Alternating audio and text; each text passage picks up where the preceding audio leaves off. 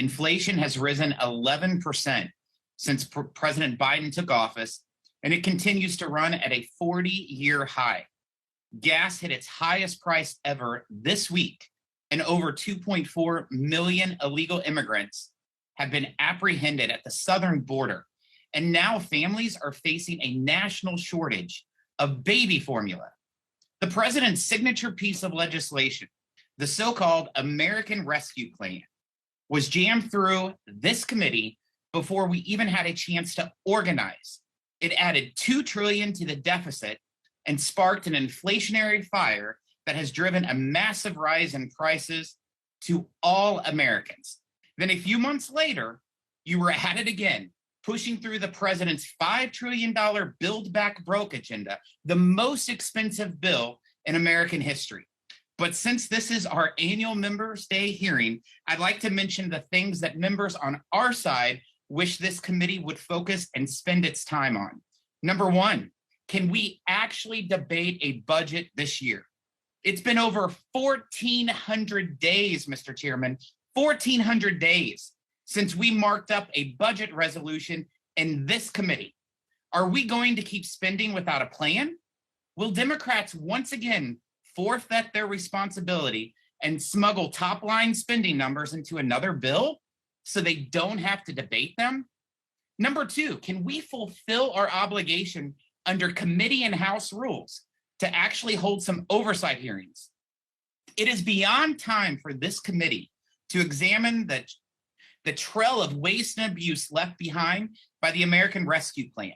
$783 million for checks to prisoners, $40 million for libraries in the president's home state of Delaware, $2 million for trees to be planted in New York, and the list goes on and on.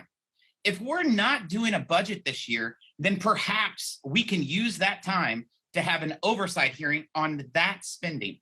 An idea, Mr. Chairman, that one of your Democrat colleagues on this committee agreed was needed at a recent hearing. Number three, when are we going to talk about the impact mounting debt is having on our budget and American families? The Federal Reserve is raising interest rates to deal with the president's inflation crisis.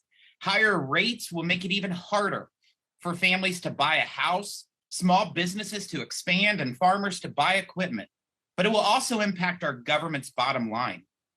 Earlier this month, I released a report that shows the destructive effects higher interest rates would have on the federal budget.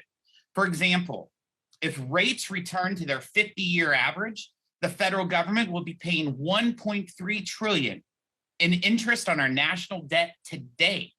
If they rise to the levels we saw the last time inflation was this high, today's interest payments would be $2.6 trillion. Mr. Chairman, I ask unanimous consent to insert the report into the record.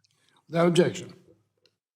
Thank you, Mr. Chairman. Number four, how about getting to the bottom of the causes and consequences of inflation? President Biden's strategy of blaming inflation on a new villain every month is failing. First, he denied inflation existed.